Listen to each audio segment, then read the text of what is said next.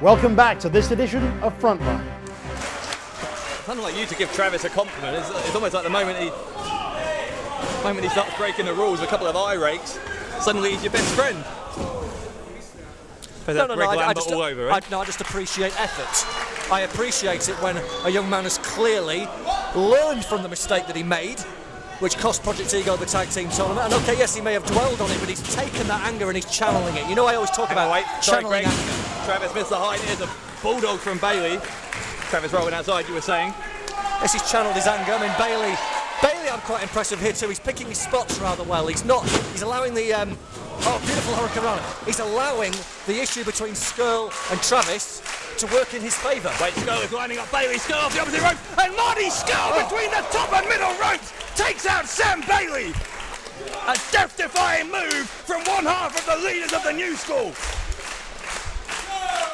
Well, that was impressive. You know, there's nothing really to play for other than the lion's share of the paycheck this evening, Dave.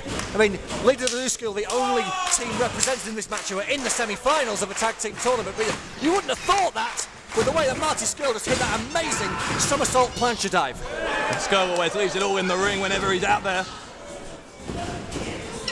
Still going for the suplex on Travis. Don't know what happened there, but Travis landed on his feet. Scurll went for a super kick, got him in the chest. Didn't get all of it. No, he didn't. Still looked like he may have knocked Travis out enough for the 3 count if it wasn't for Bailey's interference. Lightning fast action in this opener at Hope and Glory. Don't you think that Sam Bailey is performing so much better without that nincompoop Dave Rain by his side? He's looking far more cerebral in what he's doing. Certainly almost got a victory there. There's a 2 count. I don't know what you've got against Dave Rain. I think Dave Rain's fun. Yeah, but he holds Sam Bailey back, and you've seen tonight, Sam Bailey's coming to this match with a definitive strategy. He's picking his spots, he's hitting and moving. He's capitalising on the situation that's... Well, we've often speculated... between Travis and Scurll. Oh, what a move there from Travis. Spinning neck breaker from Travis. I was going to say, we've often speculated that Dave Rain's maybe taken one too many hits to the head. Well, Bailey took a real stiff kick to the head there. Travis, oh my, how close was that? This crowd here at Wolverhampton getting behind Sam Bailey, you're right.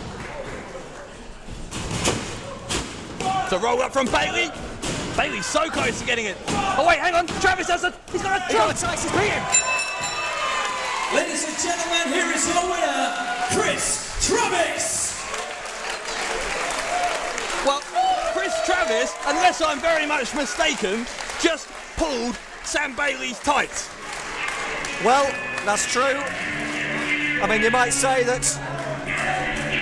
Kris Travis might be slightly hypocritical by complaining about what Marty Scurll did to him at Art of War, but he's turned the tables, done the exact same thing. I mean, I would say that's more learning from it. He learned from it, Dave. I mean, I'm impressed with Travis this evening. He's done a good job.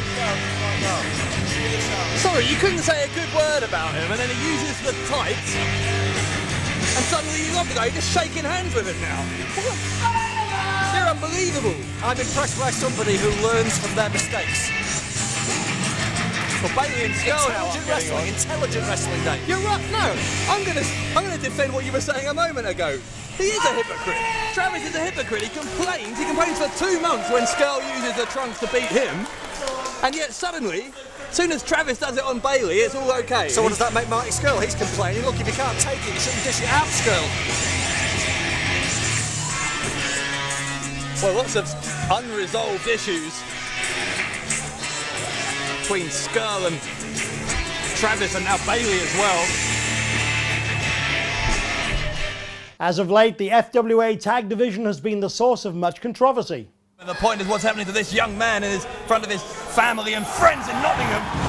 Are they pulling in separate directions, squeezing that metal chain around the injured ankle of Shane's spine? Referees, for goodness sake, do something!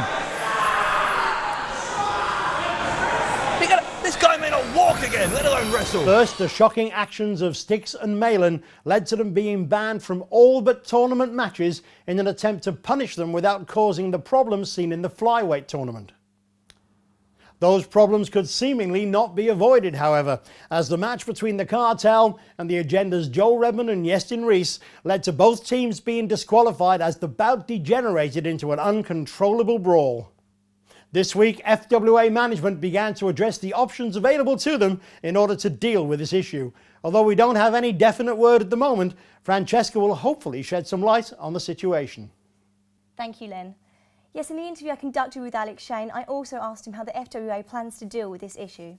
Yeah, I agree. I think the situation that we're in is much like the flyweight title tournament, where we had intended to have the finals of the tag team title tournament at European Uprising as well. Of course, we try to avoid the same problems that we had in the flyweight round robin by not taking sticks up, not banning them. And now we're in the predicament where we've got two of our favourites in the tournament, the Cartel, and obviously Yeston, Reese and Joel Redman, both eliminated. So we have two issues. Issue number one is how we're going to fill the void here. It's unfair for one team if we don't find a replacement team to go in there. It's unfair for whatever team ends up having two matches instead of three in the tournament. On the flip side, how do we then get a team into that spot and qualify them in time for European Uprising? So we've got multiple issues here.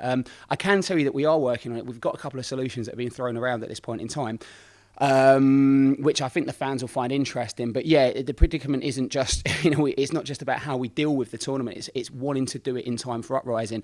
We may find ourselves in a situation where we can't do that, and we have to have our semi-final instead of at the Expo. We have to now do that at Uprising. But if you look at potentially what the three teams we have qualified, Northern Exposure, the leaders of the New School, and of course Sticks and Malin.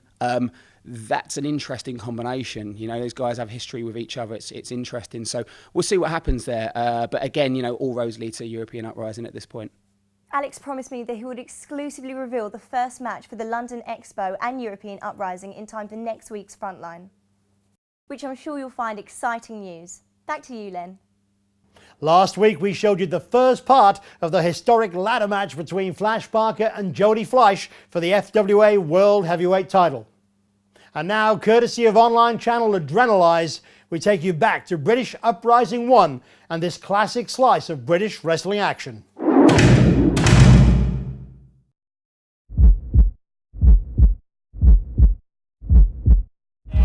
Ladders do definitely equal danger when they're in the hands of somebody like Jody Fleisch. The fans, I think they're all starting to cotton on. They know what's... Jody Fleisch is climbing to the balcony. Why would Jody Fleisch be climbing to the balcony? I don't know, Tony. All I know is the higher Jody goes, the further he can fly. Nick, you can see how far up he... What on earth could he be thinking? No. Oh, wait a minute. FWA!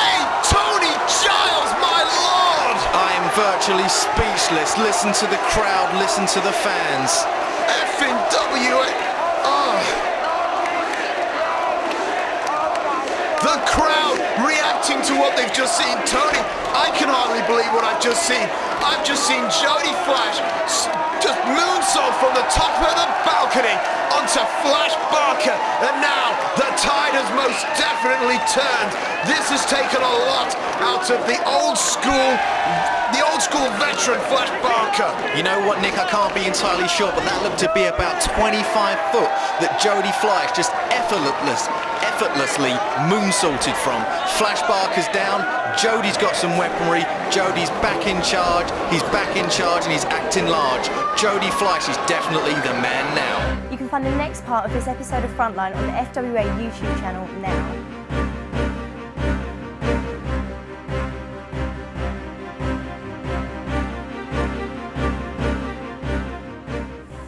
This is the resistance, and we need your help.